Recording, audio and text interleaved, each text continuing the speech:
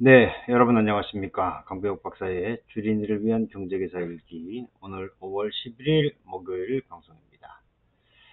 자, 오늘 옵션 만기였죠.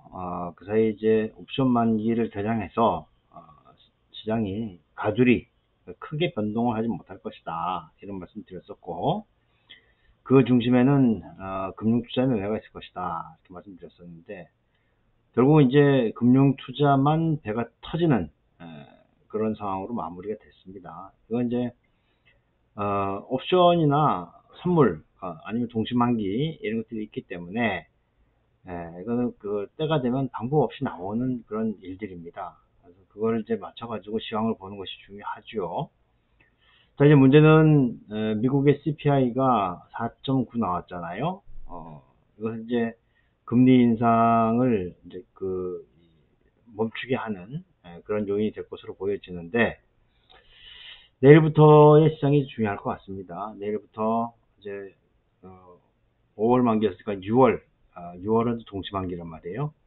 그러니까 이제 앞으로 한 달 정도는 조금 이제 여유가 있는 그런 상황이 될 것 같습니다. 일단은 실적도 없고, 그렇죠. 이제 그냥 자유로운 움직임, 그런 것으로 갈 수 있을 것이다 라는 생각을 하게 되고, 요즘에 이제 뭐 CFD라든지 이런 것들이 나와 있는 상황에서 참 답답한 소리들을 하는 걸 많이 봤어요. 작전이 어떻게 이루어지느니, 누가 알았느니 몰랐느니, 제가 볼 땐 다 한통속이다. 그래서 간단히 시장을 알아보고 주식 작전이 어떻게 이루어지는지 과거, 아주 과거, 제가 이제 증권회사에서 일을 할 때, 그때 목격했던 것들을 잠깐 좀 설명을 드리도록 하겠습니다. 주식 작전은 허술하게 이루어지지 않아요. 그러니까 우리는 너무 착해서 그 그림을 다 알 수 없다. 이런 말씀을 좀 드리고 싶고, 일단 시장 끝났으니까 끝난 상황 좀 보도록 하죠. 예, 코스피 5포인트 밀렸네요. 그렇죠? 코스닥도 5포인트 밀렸고, 결국은 이제 외, 외국인 또 기관도 매수를 했는데, 기관 전체 매수에 비해서 유가증권 시장 같은 경우에는 금융투자의 매매가 확실히 작죠. 오늘 이제 일부러 시장을 죽이는 그런 상황이고, 환율은 1원 50전 플러스로 끝났습니다. 수급을 보면 뭐 확실히 드러나는 거죠. 예. 외국인은 또 그렇고 오늘 만기 맞아서 굉장히 한산한 움직임이었다 이렇게 볼 수 있을 것 같고, 뭐 업종별 동향도 보더라도 특별한 건 없어요.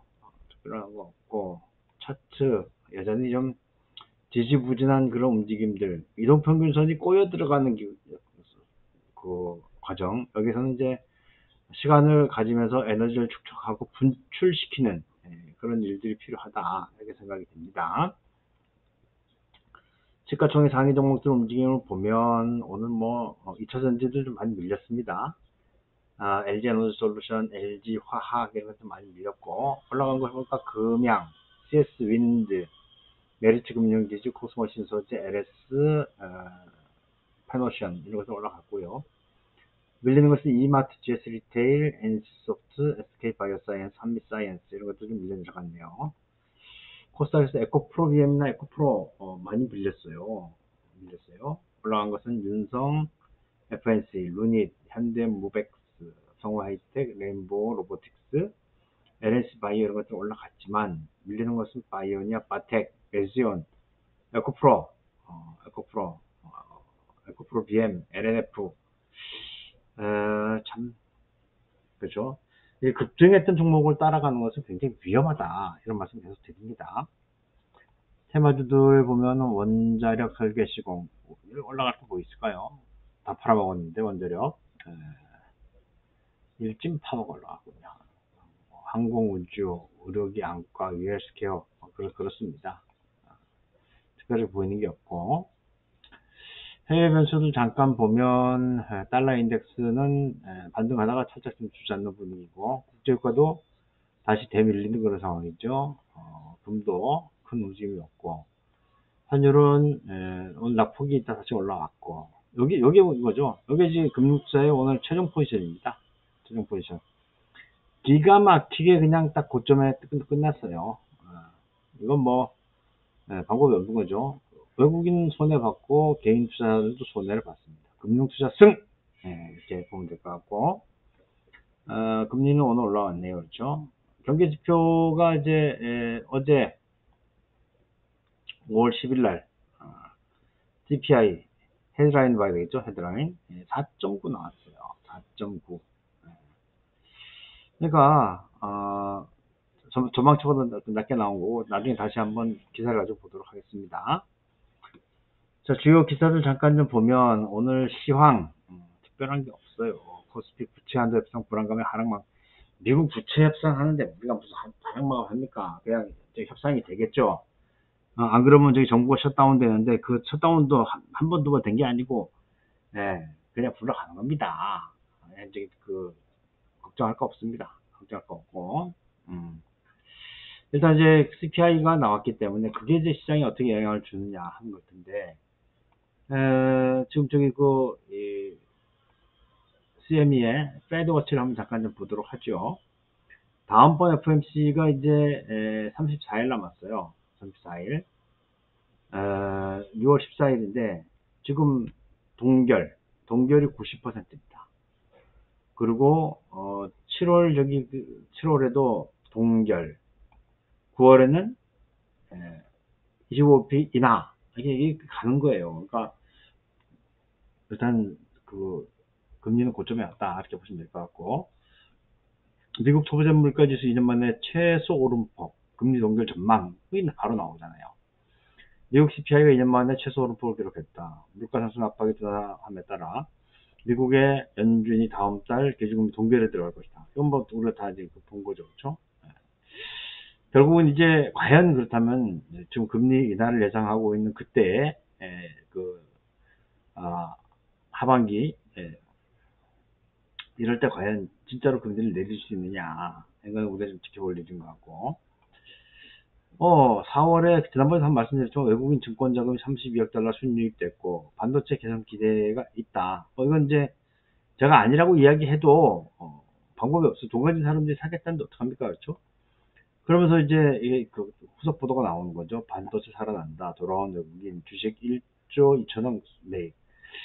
삼성전자 시가총액이 지금 200조가 넘는데 1조 2천 사가지고 뭐 저기 성향 찰지 모르겠습니다만은 어찌됐든 매수를 하고 있다 이렇게 보시면 되겠고, SEC 위원장이 디폴트 발생하게 되면 시장이 깊고 지속적인 피해가 올 것이다. 이게 당연한 얘기죠. 근데 지금 미국의 디폴트 가능성이 굉장히 많습니다. 이거는 정부, 그렇죠? 뭐 이제 정부 디폴트는 생기지 않아요. 생기지 않고, 문제는 이제 금융기관들이 문제인 거죠. 금융기관들이 전부 다 저기 해결해줘야 되는데 그게 안 되는 거고, 이 SEC 위원장이 할 얘기는 아니죠. SEC 위원장은 저기 우리나라 보면은 저기 금융감독원장 그 정도 되는 건데, 그 사람이 뭐 미국 정부의 디폴트 발생인 걸 고민하고 있는지 모르겠어요. 얘는 우리나라 저기 감독원장이 은행 다니면서 금리 올려라 내려라, 예, 하는 거랑 똑같은 짓거리를 하는 거 있는 거예요. 저기 일이 아니다, 이렇게 보시면 되겠습니다. 좀 특별히 뭐 나오는 것들 없어요. 나오는 게 없고, 작전 얘기를 잠깐 좀 하도록 하겠습니다. 지금은 없어진 부서입니다. 증권회사에 보면 이제 시장부라고 있습니다. 시장부. 이 시장부는 증권거래소 2층, 2층에 저기 본관 2층이죠. 가운데 낮은 건물, 5층짜리인데, 거기에 이제 플로어가 있어요. 플로어가 있는데, 이 플로어에 들어가서 매매를 붙이는 사람들이에요. 지금은 이제 100% 전산 매매가 되어 있기 때문에, 저기 이 시장 대리인들, 시장부에서 일하는 사람들이 이제 대리인이거든요. 대리인. 과거에는 이제 수자금 매매를 했어요. 수자금 매매를 하다 보니까 매매되는 것을 전부 다 이 대리인들이 다 알 수 있습니다. 근데 지금 이제 전산으로 거래가 되기 때문에 요건 좀 다른 문제죠. 그러니까 제가 이제 이 시대, 뭐 작전이라고 하는 거지, 이 시대나 그 시대나 저기 행동은 똑같아요. 자, 세력들이 있습니다. 세력들이 있는데, 여기는 각자 이제 자기들이 맡은 파트가 있어요. 첫 번째, 자금을 가져온 사람이 필요합니다. 그쵸. 주식하려면 자금이 필요하죠. 자, 두 번째, 정보가 필요해요. 여기에 있는 이 정보라고 하는 것은 계좌, 계좌, 내지는 매매에 대한 정보를 계속해서 팔로우업을 해줘야 돼요. 대체로 이제 시정부 사람들이 이걸 많이 하는 거죠. 그래서 과거에는 한 증권회사의 시장부장이다. 시장부장이다 그러면은 매일 밤 접대를 받습니다. 저기 그 작전을 하려고 하는 사람들한테. 자, 그 다음에 세 번째는 뭘까요?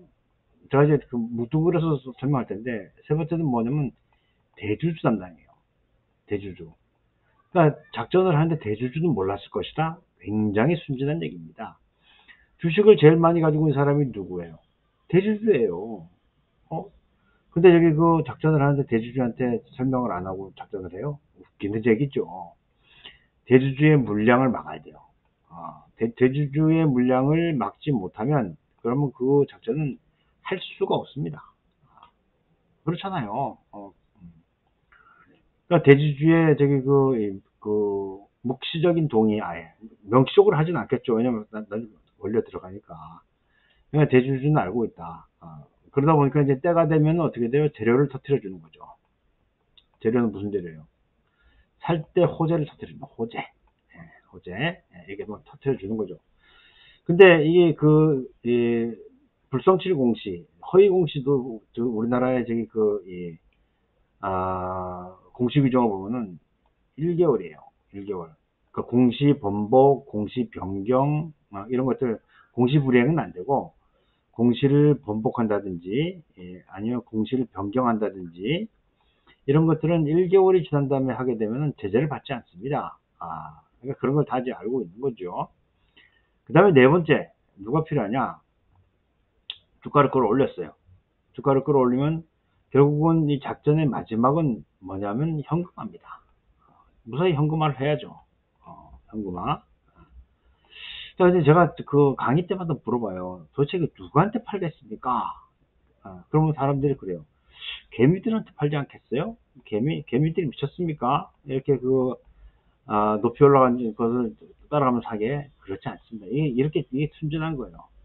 펀드 매니저가 필요합니다. 펀드 매니저. 지금은 그렇지 않다고 봅니다. 근데 과거에는 그랬어요. 그래서 펀드 매니저를 하나 섭외해오면 사과 박스를 줍니다. 사과 박스에 사과가 들었을 거라고 생각하는 사람들은 없을 거라고 생각이 됩니다. 왜냐면 펀드 매니저가 매니징하는 그 돈은 펀드 매니저 본인의 돈이 아니잖아요. 그렇죠? 그러니까 이제 이게 하나의 팀이 되는 거예요. 그리고 성공하게 되면 막대한 수익을 올리게 되는 거죠. 자, 최근에 이제 CFD 이걸 가지고 사람들이 많은 얘기들 하고 있는데, 이론적인 기본적인 구도를 알지 못하면 어려운 거죠. 근데 항상 이 작전에도 배신이 있어요. 왜냐면 결국은 현금화에 대한 부담입니다. 현금화. 어떻게 현금화할 것인가. 근데 이게 자칫해서 현금화 시기를 놓치게 되면 주가가 툭툭툭툭 급락하잖아요. 잘못하면 손해를 보고 파는 수도 있는 거죠. 그러니까 나는 아니겠지라고 하면서 먼저 파는, 선행 매도를 하는 이런 배신자들이 나오게 됩니다. 그래서 과거 같은 경우에는 작전의 성공 확률이 한 30에서 한 40%밖에 되지 않아요. 되지 않습니다. 근데 이게 지금 최근에 이 증권거래소에 스탁워치가 있어요. 워치 W입니다. 네. 그러니까 실시간으로 이상 매매가 있으면 이 알람이 뜹니다. 그래서 뭐 이상 매매라고 하는 것이 거래가 급증한다든지 그런 거죠. 근데 최근에 이제 CFD 같은 경우에는 무슨 문제가 있으냐면 여기에 걸리지 않는 거예요. 그러니까 하루에 200원, 300원 이렇게 해가지고 한 3년 동안을 올렸다는 거 아닙니까? 근데 과거에도 이런 사례가 있어요. 과거에. 지금 이제 그 주식은 없어요. 대유란 종목, 대유. 과거에 대유란 종목이 있었고, 이 종목이 예, 매일 200원, 100원 이렇게 올라가지고 한 3년 올려놓고 보니까 한 8배 정도 올라간 적이 있습니다. 지금 이제 제가 볼 때는 이번에 CFD를 이용해서 작전을 했던 그것은 요 대유의 모델이에요. 이거는 이상 매매가 되지 않아요. 그리고 저기 그 계좌도 분산시켜 가지고 서로 그 사고 팔고 증권사에 저기 지점도 다 다르고 하다 보면 그걸 이제 피해가는 걸 한 거죠. 하지만 급하게 끌어올리지 않은 것을 제외하고는 나머지 구조는 똑같을 것이다. 이렇게 보는 거죠. 그래서 지금 뭐 누구는 알았니, 누구는 몰랐니, 예, 논의하는 것 자체가 필요 없는 일이다. 이렇게 생각이 됩니다. 그래서 하지만 이제 그 뭐든지 예, 주식이라고 하는 것은 예, 스토리가 있어야 돼요. 스토리가 있어야지 작전을 할 수가 있는 거예요. 스토리가 없는 저기 그 주식 같은 거, 뭐 예를 들면 대주 지분이 높다든지, 총 물량이 작다든지, 아니면 미래에 새로운 사업을 한다든지. 하지만 이제 좀 삼성전자 가지고 작전할 수 없는 거니까 좀 가벼운 종목, 가벼운 종목이 타깃이 되는데, 그것이 이 스토리, 뭔가 미래에 대한 저기 그 재료 스토리까지 겹쳐지게 되면 금상첨화다. 그래서 여러분들도, 그냥 저기 아무거나 하지 마시고 이런 스토리가 될 만한 종목이 있는지를 찾아보시고 하시는 것이 좋겠다 이렇게 생각이 듭니다. 너는 이걸 어떻게 아느냐?